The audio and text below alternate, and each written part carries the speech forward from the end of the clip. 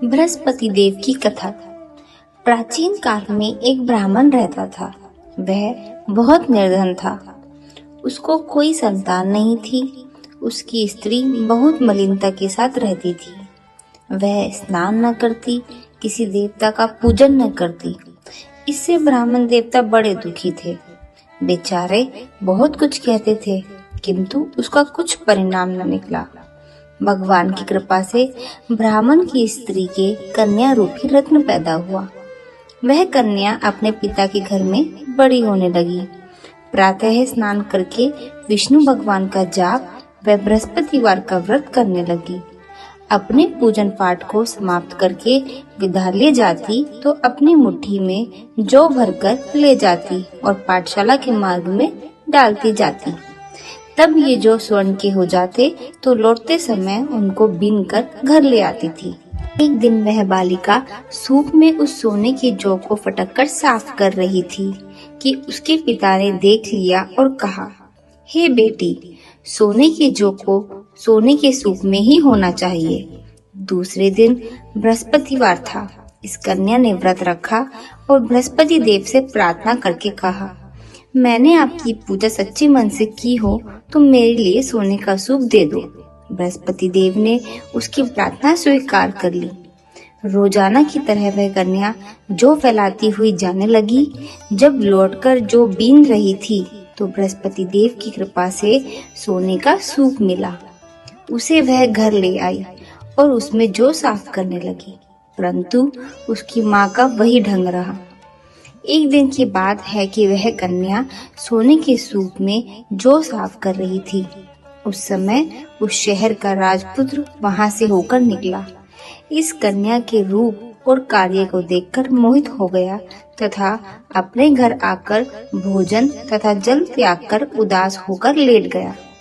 राजा को जब इस बात का पता लगा तो उसने अपने प्रधानमंत्री के साथ उसके पास गए और बोले, हे बेटा, तुम्हें किस बात का कष्ट है? किसी ने अपमान किया है अथवा कोई और कारण है? सो कहो, मैं वही कार्य करूंगा जिससे तुम्हें प्रसन्नता हो। अपने पिता की बातें सुनकर राजकुमार बोला, मुझे आपकी कृपा से किसी बात का दुख नहीं है। किसी ने मेरा अपमान नहीं किया है, परंतु मैं एक लड़की से विवाह करना चाहता हूँ जो सोने के सूप में जौ साफ कर रही थी। यह सुनकर राजा आश्चर्य में पड़ गया और बोला, हे बेटा, इस तरह की कन्या का पता तुम ही लगाओ। मैं अवश्य ही तुम्हारा विवाह उसके साथ करवा दूंगा। राजकुमार ने उस लड़की का घर का पता बतलाया। तब मंत्री उस लड़की के घर गए और ब्राह्मण की बेटी का विवाह राजकुमार के साथ हो गया। कन्या के घर से जाते ही पहले की भांति उस ब्राह्मण देवता के घर में गरीबी का निवास हो गया। अब भोजन के लिए भी अन्न बड़ी मुश्किल से मिलता था। एक दिन दुखी होकर ब्राह्मण देवता अपनी पुत्री के पास गए। बेटी ने पिता की दुखी अवस्था को देखा और अपनी माँ का हाल पूछा। तब ब्राह्मण ने सभी हाल कहा। कन्या ने बहुत सा धन देकर अपने पिता को विदा कर दिया। इस तरह ब्राह्मण का कुछ समय सुखपूर्वक व्यतीत हुआ, लेकिन कुछ दिन बाद फिर वही हाल हो गया। ब्राह्मण फिर अपनी कन्या के यहाँ गया और सारा हाल कहा तो लड़की बोली कि हे पिताजी, आप माताजी को यहाँ लिवा लाओ। मैं उन्हें विधि बता दूंगी जिससे सब दरिद्रता दूर हो जाएगी।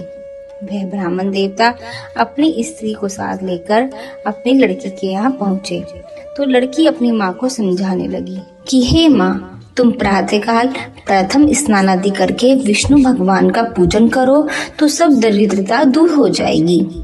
परंतु उसकी माँ ने एक भी बात नहीं मानी और प्रातःकाल उठकर अपनी पुत्री के बच्चों की झूठन को खा लिया। इससे उसकी पुत्री को बहुत गुस्सा आया और एक रात को कोठरी से सारा सामान निकाल दिया और अपनी माँ को उसमें बंद कर दिया। प्रातःकाल उसे निकाला तथा स्नान आदि करके पाठ करवाया तो उसकी माँ की बुद्धि ठीक हो गई और फिर प्रत्येक बृहस्पतिवार को व्रत रखने लगी। इस व्रत के प्रभाव से उसके माँ बाप बहुत ही धनवान और पुत्रवान हो गए और बृहस्पति देव जी के प्रभाव से इस लोक के सुख भोग कर स्वर्ग को प्राप्त हुए। सब बोलो विष्णु भगवान की जय। बोलो बृहस्पति देव की जय।